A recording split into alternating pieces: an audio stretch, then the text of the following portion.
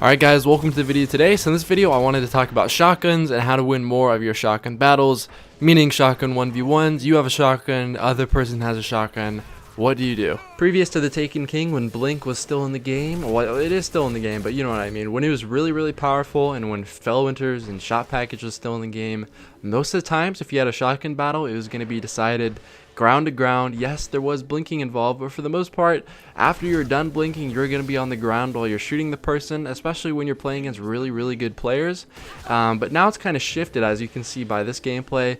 Most of it is using vertical space to your advantage, and you might wonder, what does that even mean, vertical space? It essentially, in urban terms, it means jumping a lot and making sure you time your jumps perfectly and read the radar so that you know exactly when to jump, how to jump, etc, etc. The main thing is, like, if you see someone coming around the corner and you know they're going to be charging around looking at center mass as if you're on the ground, if you jump up and pre-aim with your shotgun at the right time, you will win that shotgun battle like literally 95% of the time. It's not like before in 1.0 where everyone was using quick draw on Blade Dancer, and even if you were more prepared for that shotgun battle, they could just run around the corner, and if they had a way faster response time than you, then they'd out shotgun you like every single time. It's more about how you prepare for that shotgun battle, and a lot more so how you set yourself up in your positioning for that specific encounter. So setting yourself up to the point where when you actually see the person, when they see you, that you're at the advantage. You can also build up really good momentum once you get used to the controls, and especially Warlock is really good for controlling your momentum and having really good control in midair. It's a really good overall defensive shotgunning class, which is kind of the superior and more functionable style of shotgunning in this meta compared to 1.0, and that's kind of my experiences with it. And a lot of people might be saying, oh, you have a scuff, it's so much easier. Yes, I do have a scuff, but previous to a scuff, me and a ton of other people, I think I was kind of the first one that kind of started doing this in the Destiny community as far as like sweaty people go. But as soon as button assignments came out, I'll put like a little flowchartish thing, like the process of different buttons you want to press to get to the button assignment setting. It's also really accessible on the internet. You can look up how to assign your button. It's really simple. And I switched around L1 and X, so I was able to play on Puppeteer, which I also recommend. So you slide around by clicking the right analog stick, as well as being able to jump with L1. Unfortunately, you have to throw your grenades with X, which can be a bit awkward at times, but once you get used to it, it's not really a big deal, especially if you play something like Voidwalker, where you don't necessarily need to be too accurate with your grenades. It's really good.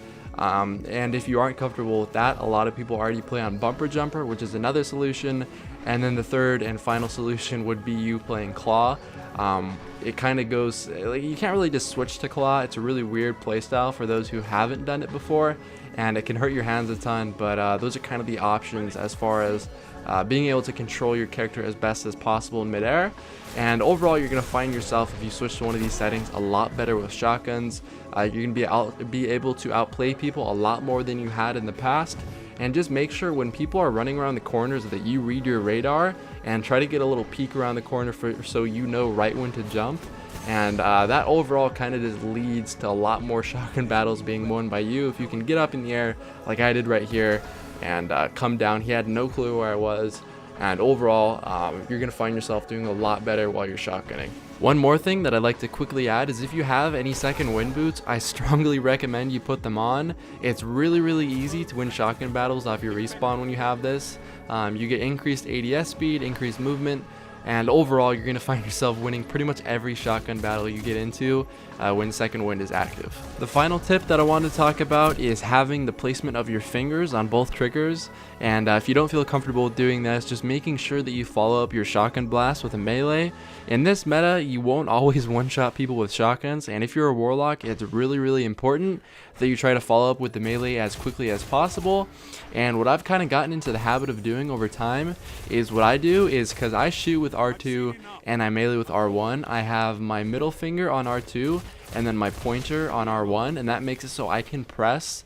Instead of having to press R2 and then R1, I can pretty much press them rapidly, one after the other, because I have two different fingers controlling them.